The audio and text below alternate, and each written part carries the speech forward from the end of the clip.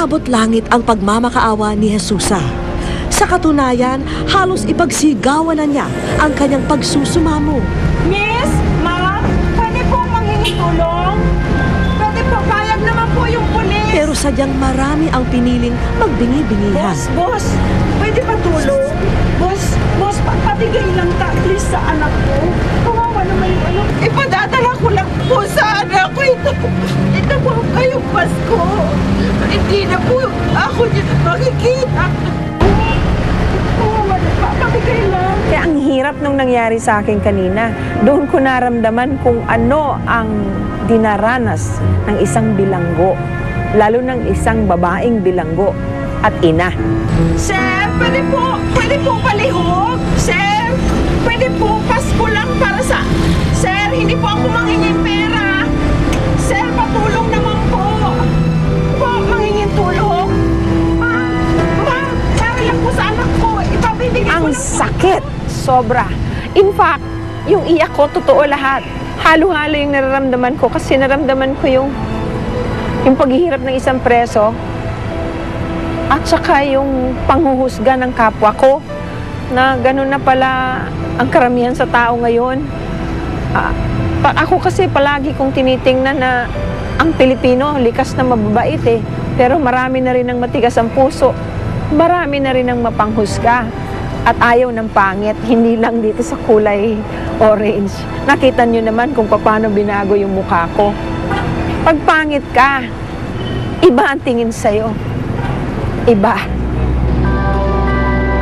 Nakakapaso ang init ng araw. Malapugod ang init sa maliit na piitan ni na Jesusa. Pero hindi pa rin sumusuko ang inang bilanggo. Hanggang sa dumating ang isang babaeng tila nagtatrabaho sa isang opisina. Ibinuhos ni Jesusa ang pagmamakaawa. Pakisuyo po. Pakisuyo lang po. Bigay ko lang po. Okay lang po. Papabigay ko lang po. Ma'am, pakisuyo lang po. Lumapit siya kay Jesusa. Siya na ba ang aming hinahanap? Ipaabot lang sa anak ko. Ikukulong na po kasi ako for life. Pumayag naman po sila kung may tutulong na bibigay lang po sa anak ko for Christmas. For Christmas. Yung manika lang po. Malapit lang, ma'am. Malapit lang. Dito lang po sa tapat po ng HRS. Pakisuyo na. Dito po sa Cebu in front of HRS. Diyo po sa ibigay ko po yung address, ma'am. Bigay ko, ma'am. Para kulang sa Pasko, ma'am. Kasi po hindi na ako lalabas sila. Pakisuyo, ma'am. Namamakaawa ako sa puso niyo po. Bigay lang kita sa mga. Tantayin po kita, ma'am. Mamantayin kita. Pwede po ba?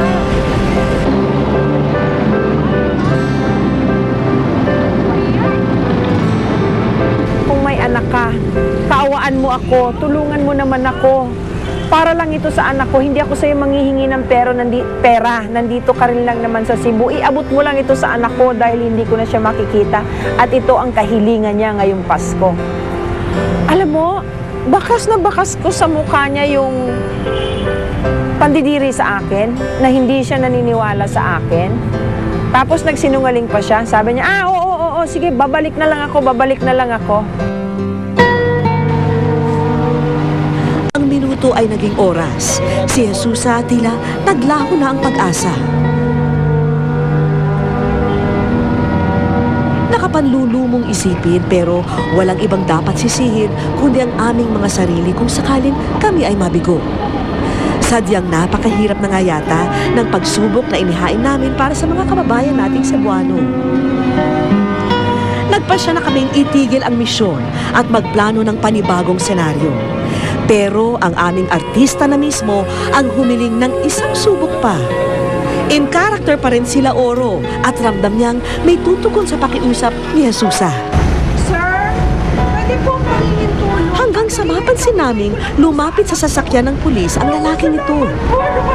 Kayo. Tulungan mo naman. Payag naman po. Sa unang tingin, isa na namang usisero. Hanggang sa mapakinggan namin sa aming radyo ang kanilang usapan. Nangingin pera. Pakibigay lang po ito sa anak ko kasi Pasko. Hindi ko po siya mapadalan. Pwede po. Sir, maawa ka na. Ibigay lang po sa anak mo. Naku, salamat po.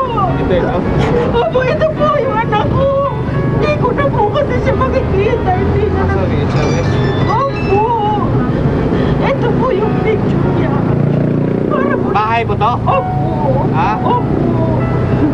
Yun lang po hilingi kong Pasko. Hindi ko na kasi siya po nakikita. Ito ang address niya? Opo. Bahay po to? Bahay po yan. So, sinong hanapin ko? Pangalan. Karen po. Karen po. Ito po yung picture niya. Yan po yung mister ko. Maraming salamat. Opo. Sino to? Yan po ang asawa ko si ate. Nandun din. Opo. Hindi na Ito po. yung Opo. So, ibigay ko lang to sa anak mo. Ano po pangalan ninyo? Gabi. Gabi, Mang Gabi. Okay. Pagdadasal ko po kayo. Yes. Salamat po. Merry Christmas po.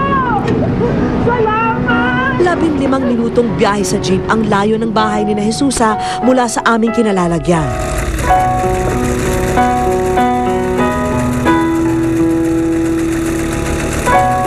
Kinuha ng lalaki ang lahat ng impormasyon para matunton ang mag-ama ni Jesusa. Agad umalis ang lalaki. May dala pa itong motorsiklo. Ipinagkatiwala ni Jesusa ang natatanging kahilingan ng anak sa isang estranghero. Agad nagpulasan ang aming grupo para sundan ang lalaki nang biglang luwihis ito ng kalsada. Kalsadang papalayo sa bahay ni na Jesusa.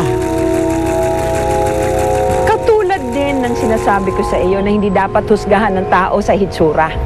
Itong mamang ito ang hindi yung tipo ng klaseng tutulong. Motor, macho, shades, busy, pero maayos. Yung hindi ka magtatanong kung saan ang lugar na pupunta mo kung nawawala ka, matatakot ka. Walang kaalam-alam si Jesusa na papalayo sa kanilang bahay ang tinahak na daan ng lalaki. Gayunpaman, minabuti pa rin naming tumuloy sa bahay ni na Jesusa kung saan nakatakdang ihatid ang regalo. Isang oras kaming naghintay, pero walang dumarating na lalaking nakamotor. Sa pag-ikot ng isa naming kasamahan, tumambad ang isang pamilyar na lalaki lulan ng motor.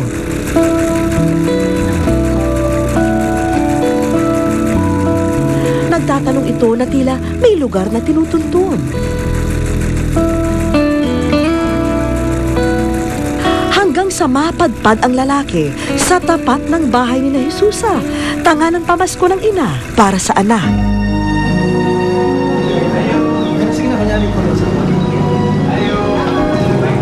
Oh, yapon. Sige, Alex. Oh. Ay, karon ba gihangyo ko sa imong asawa? Oh. Nakita mo dito ko sa Chowking.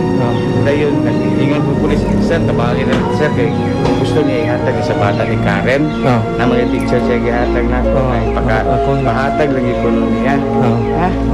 So kamo na bahala na sir. Tingnan mo tong kwarta dito na kung siya madalaw ninyo. Oh. Dalawa lang pa sir kay Pasko na gud. Sige, salamat. Sige sir, kami wag ko kailan to nila. Hangyo iglabay lang ko. Sige, salamat. Halos magtayuan ang aming balahibo sa tagpong yun. Tahimik na umalis na lamang ang lalaki pabalik sa kanyang motorsiklo. Walang nakakaalam kung sino siya at saan siya nakatira. Pero isang bagay ang aming nasigurado. Nakatagpo kami ng isang Good Samaritan. Tatay Gabi, bukod tangi kang pinagpala dahil sa ginintuan mong puso. Isa kang anghel. Ang kayamanan mo wala rito sa lupa, nasa langit. Ipinangangako ko sa'yo, sa langit ka pupunta. Hindi ka mawawalan ng pag-asa sa buhay hanggang may hininga ka. Palagi kang papatnubayan ng Diyos.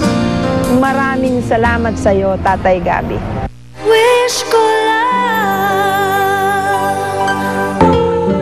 sa aming pagbabalik, makikilala na ang butihing estranghero dito sa Cebu.